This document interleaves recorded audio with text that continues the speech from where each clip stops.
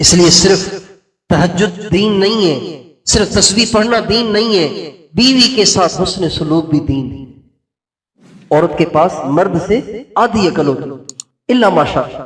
آپ نے فرمایا کوئی عورت کامل نہیں ہوئی سوائے مریم بنت عمران کے اور سوائے آسیہ فرعون کی بیوی کے اور سوائے فاطمۃ الزہرا کے۔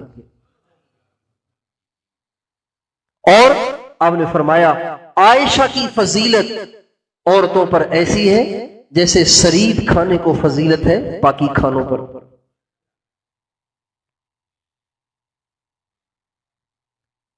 تو عورت کی عقل آدھی ہوتی ہے، فل عقل والی عورتیں چند ہی ہیں جن کے نام میں نے گنوا دیا۔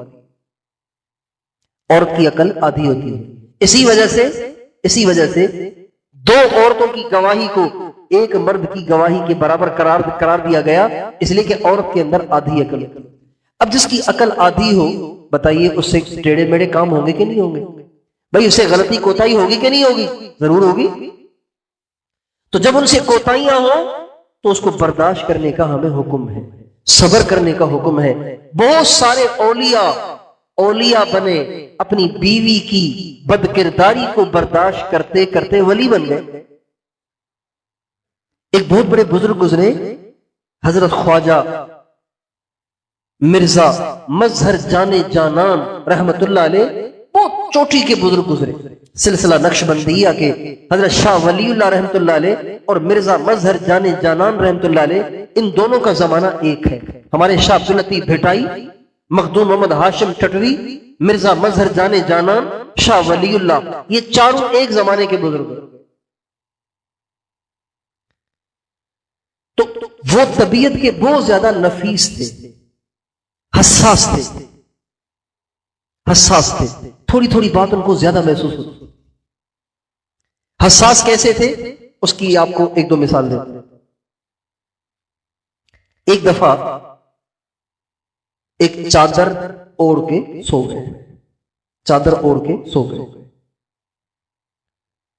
کسی نے وہ چادر ہدیہ کی تھی، اون کی بنی ہوئی وہ اوڑھ کے سو گئے۔ لیٹے تو نیند ہی نہ آئے، اپنے خادم سے کہنے لگے بھائی اس چادر میں کچھ ہے اسے پکڑو مجھے نیند نہیں آ رہی، اس چادر میں کچھ ہے اسے پکڑو مجھے نیند نہیں آ رہی۔ خادم نے کہا پتہ نہیں کیا ہے، اس میں کوئی بچھو ہے، پتہ نہیں سانپ ہے یا کیا ہے۔ اس نے ڈھونڈنا شروع کیا، اتنی بڑی چادر، اتنا بڑا لحاف، اس کو ڈھونڈنا شروع کیا تو کہیں سے ایک جون نکل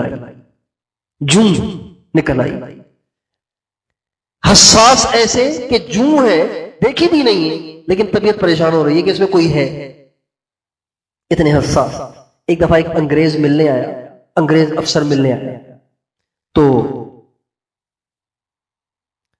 آ کے بیٹھا سامنے، تھوڑی دیر میں اس کو پیاس لگی، اس نے کہا حضرت یہاں کوئی پانی پینے کا انتظام ہے؟ فرمایا وہ گڑھا رکھا ہوا ہے، اٹھ کے اس سے پانی پی لو۔ وہ اٹھا، خود اس نے پانی بھرا اور جو گڑھے کا ڈھکن تھا نا وہ اس کے اوپر رکھ دیا، لیکن ڈھکن اس نے بالکل فٹ نہیں رکھا، تھوڑا سا یوں رکھ دیا، ہلکا سا ترچھا، بالکل فکس نہیں رکھا، تھوڑا سا یوں کر دیا۔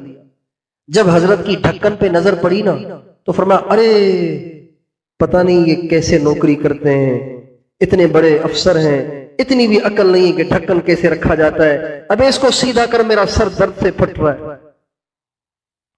ڈھکن ٹیڑھا ہو گیا تو سر میں درد ہو گیا، اتنے حساس تھے۔ ایک دفعہ ان کے خادم تھے خواجہ غلام علی، وہ ان کو پنکھے سے ہوا جھل رہے تھے، یوں ہاتھ والے پنکھے سے ہوا جھل رہے تھے، تو وہ ذرا زور سے جھل رہے تھے، کہنے لگے ابے اڑائے گا کیا مجھے، اتنے زور سے پنکھا جھل رہا ہے مجھے اڑائے گا کیا؟ اس نے ذرا رفتار کم کر دی، کہا ابے بازو میں طاقت نہیں ہے کیا؟ تو وہ خادم چپکے سے کہنے لگا عجیب بات ہے، نہ یوں بنے نہ وہ بنے۔ تو انہوں نے سن لی وہ بات، کہ دفع ہو جاؤ، نہیں چاہیے مجھے تمہاری خدمت، بک بک کرتے رہتے ہو، نکل جاؤ یہاں سے۔ اس کو نکال دیا، رو دھو کے بڑی مشکلوں سے اس کو معاف کیا خادم کو۔ پھر وہ طبیعت ان کی ایسی حساس، اب سنیے بیوی کے ساتھ ان کا کیا سلوک تھا. ایک دفعہ اپنے ایک مرید سے پٹھان سے کہنے لگے، مرید ان کا پٹھان تھا، وہ کہنے لگے وہ گھر سے فلاں چیز لے. اب وہ پٹھان بھاگا بھاگا آیا، آ کے دروازہ کھٹکھٹایا اور ایک بڑھیا نکلی. کہا کہ اماں جی میرے پیر صاحب کہہ رہے ہیں فلاں چیز کا. تیرے پیر کی ایسی کی تیسی، ماں کی گالیاں اور پتہ نہیں بہن کی گالیاں، ایسی غلیظ غلیظ گالیاں اس بڑھیا نے بکنا شروع کر دی کہ پٹھان تو پریشان ہو گیا کہ یہ کون ہے.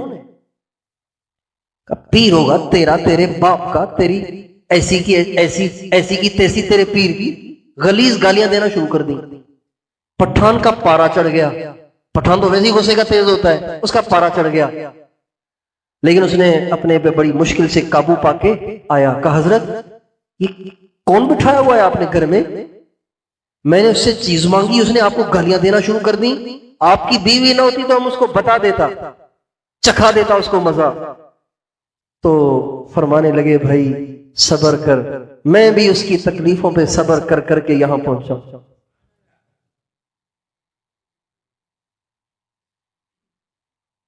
اس لیے شریعت کا حکم ہے فَإِن كَرِهْتُمُوهُنَّ، اگر وہ تمہیں ناپسند ہیں، ان کا کردار ناپسند ہے، ان کی شکل ناپسند ہے، ان کا رنگ و روپ ناپسند ہے، تو صبر کرو، شاید اللہ اسی میں تمہارے لیے خیر کو پیدا کرے.